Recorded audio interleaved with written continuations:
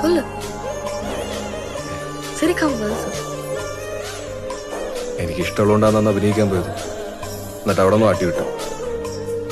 പിന്നെ നീ പറഞ്ഞ പോലെ ഞാൻ എന്തെങ്കിലും ആയാൽ തന്നെ അവര് കളിയാക്കലും തോന്നുന്നതല്ല.